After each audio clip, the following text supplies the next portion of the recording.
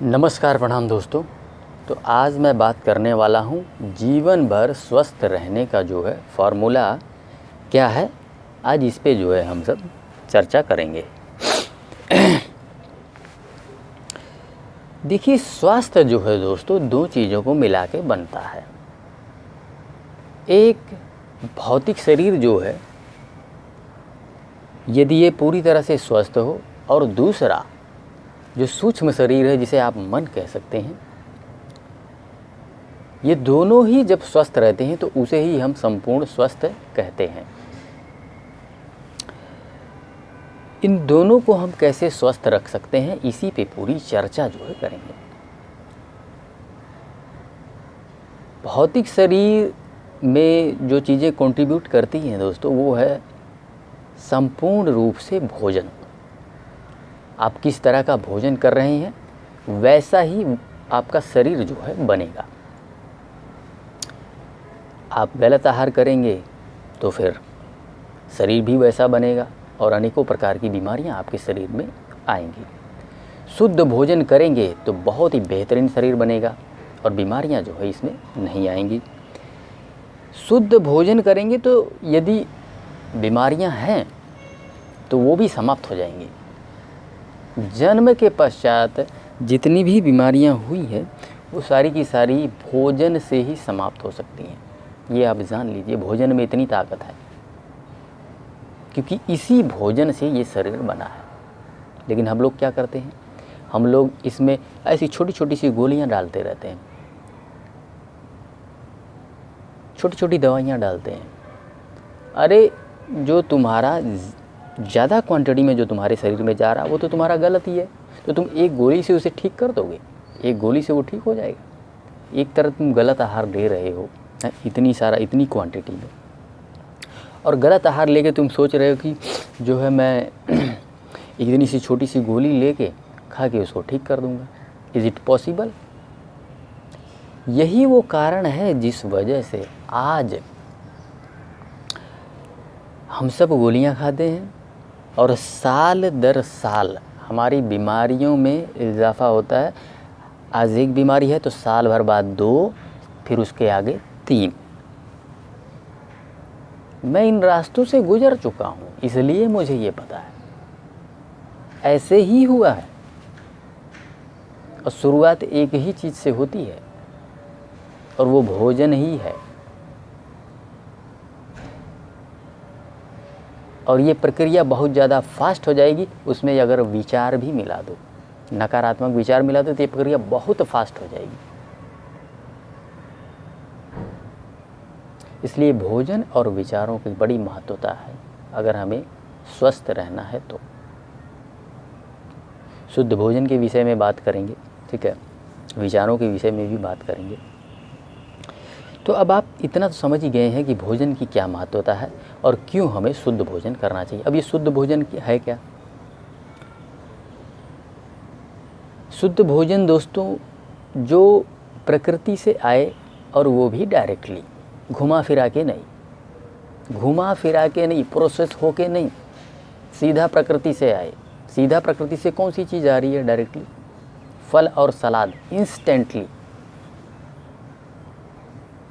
थोड़ा लेट कौन सी चीज़ आ रही है? अनाज। जल्दी से ठीक होना है, फल सलाद पे आ जाइए। प्रैक्टिकल बात कर रहा हूँ, करने के बाद बात कर रहा हूँ, इम्प्रैक्टिकल बात नहीं कर रहा हूँ। किया है पहले फिर बात कर रहा हूँ। इसी से होगा, इसी से हुआ है। हमारे साथ हज़ारों लोग जुड़ के फल सलाद से ही अनेकों प्रकार की बीमारियां ठीक कर चुके हैं। और हो भी क्यों ना, उसी भोजन से तो ये शरीर बना है, और इसी शरीर में जो है बीमारियां आई हैं। और कारण मैंने तकरीबन पिछले 2.5 वर्षों में तकरीबन 3 से 4 हज़ार लोगों से बात किया है। कॉमन चीज़ क्या निकल के आती है आपको पता है? कॉमन चीज़ यही निकल के आती है, गैस, एसिडिटी और कब्जियत। और उसका मूल जड़ जब मैं पूछता हूँ आपका भोजन कैसा था उस दौरान, तो बताते हैं। मैं मूल जड़ पे जाता हूँ उनके। मैं पूछता हूँ कि इसकी शुरुआत कैसे हुई है, और वही निकल के आता है भोजन। भोजन या फिर नकारात्मक विचार, ये दो चीज़ें निकल के आती हैं ज़्यादातर। मोस्टली तो भोजन ही, विचारों के बारे में तो लोग बात नहीं करते हैं ज़्यादा। तो ये दो चीज़ें, क्योंकि ये दो चीज़ें जो है प्रकृति से आ रही है, डायरेक्टली आ रही है, तुरंत आ रही है। अनाज भी प्रकृति से आ रहा है, लेकिन वो थोड़ा लेट आ रहा है। अब इसमें फल और सलाद की ज़्यादा महत्वता क्यों देते हैं? देखिए, फल और सलाद जो है बहुत जल्दी डाइजेस्ट होता है दोस्तों। अब होता क्या है, जिस दौरान हम बीमार पड़े रहते हैं उस दौरान हमारे शरीर को ज़्यादा टाइम चाहिए होता है। मतलब ज़्यादा टाइम का क्या अर्थ, कि इसको खाली रखें। जितना ज़्यादा खाली रहेगा उतनी ही जल्दी हीलिंग होगी इसकी। लेकिन हम तो अभी फ़िलहाल 3-3 टाइम अनाज ले रहे हैं। यही कर रहे हो ना आप? मैं अपनी बात नहीं कर रहा हूँ, मैं तो फ़िलहाल आपकी बात कर रहा हूँ। 3-3 टाइम अनाज ले रहे हैं, और अनाज को पचने में आपको पता है कितना टाइम लगता है? बहुत लंबा समय लगता है। अगर आपका डाइजेशन ख़राब है तो 18-18 घंटे भी लग जाएगा, 20-20 घंटे भी लग जाएगा एक मील को डाइजेस्ट करने में, ओनली 1 मील। और अगर डाइजेशन सिस्टम अच्छा है तो मिनिमम 6 घंटा तो लगेगा ही, 6 से 8 घंटा। बहुत फौलाद है आपका डाइजेशन सिस्टम तो 6 से 8 घंटे में पूर्ण रूप से डाइजेस्ट और अब्सॉर्ब हो जाएगा।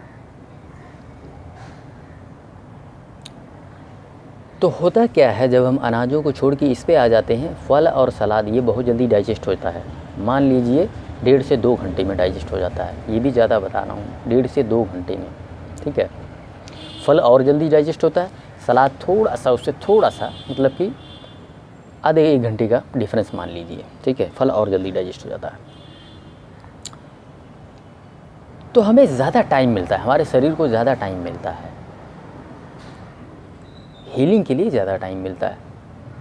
और उस टाइम को ये शरीर जो है व्यवस्थित करने में लगा देता है। अभी तो आप 3-3 बार अनाज ले रहे हैं, इसको टाइम ही नहीं मिल रहा है, इसको तो डाइजेस्ट करने से फुर्सत ही नहीं दे रहे हैं। डाले जा रहे हैं, सुबह खाया, फिर दोपहर खा लिया, फिर शाम को खा लिया। सुबह का खाया, दोपहर तक अभी पचा नहीं, फिर आपने डाल दिया, घड़ी देख के डाल दिया। यही ना करते हैं, क्योंकि नियम बना हुआ है। पहले हमें पच जाता था, पहले हम 3-3 टाइम भोजन करते थे, कोई समस्या नहीं था। अब नहीं पच रहा है, फिर भी डाल रहे हैं आप, आदत बनी हुई है पीछे से, घड़ी देख के खा रहे हैं। तो इसलिए जो है आपको पूरा दिन फ्रूट और सलाद पे आना पड़ेगा। और अनाजों में यदि अनाज लेना है तो एक टाइम ले लीजिए शाम को, और उसमें मिलेट का ही प्रयोग करें। मिलेट उन अनाजों के मुकाबले बहुत जल्दी डाइजेस्ट होता है। प्रैक्टिकल बात कर रहा हूँ, जल्दी डाइजेस्ट होता है अनाज ही, लेकिन उसमें गुण जो है फलों वाले हैं।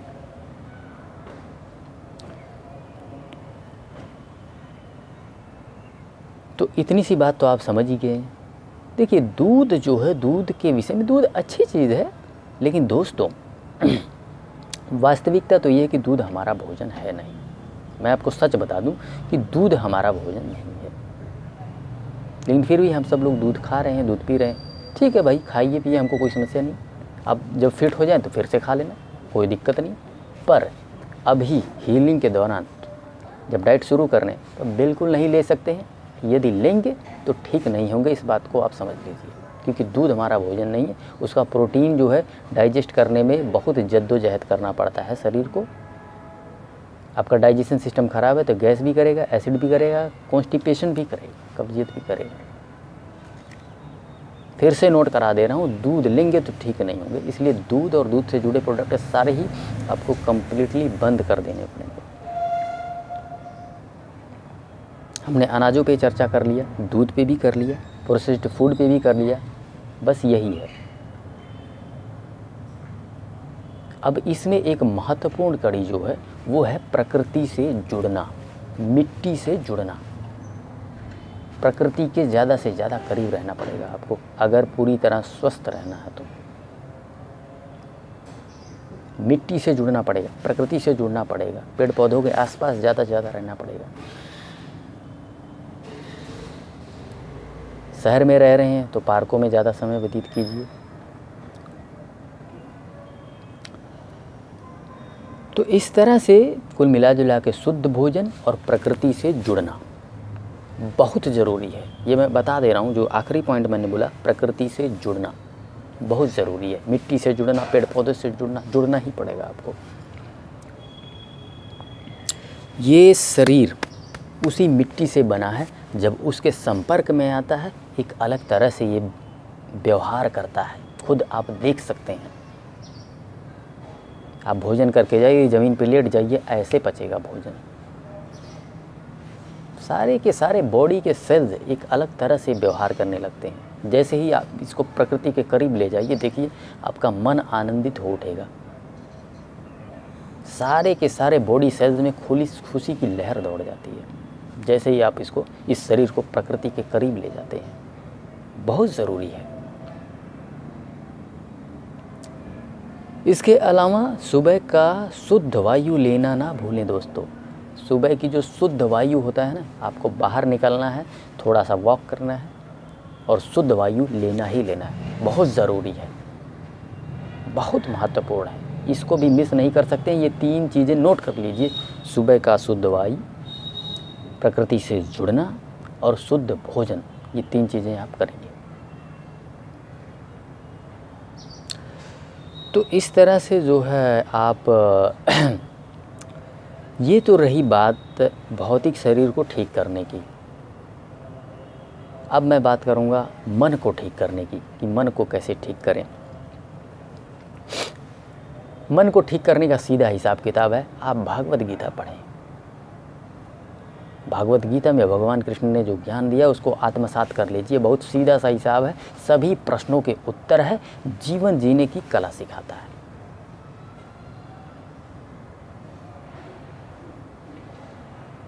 तो इस तरह से जो है आप जो है दोस्तों अपने मन को भी स्वस्थ रखेंगे और तन को भी। और इस मार्ग पे जब चलेंगे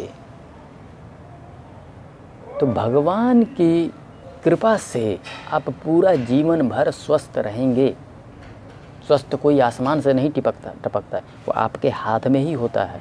आप बीमार होते हैं तो उसका जो सोर्स है, ठीक है ना, वो आप ही है, गलतियाँ आपने ही की है, इसी वजह से बीमार है। बीमारी कहीं बाहर से नहीं आ जाती है। उसी तरह से स्वस्थ भी आपके ही हाथ में है, किसी और के हाथ में नहीं है। सो चलिए दोस्तों, आज का सेशन यहीं समाप्त करते हैं। धन्यवाद।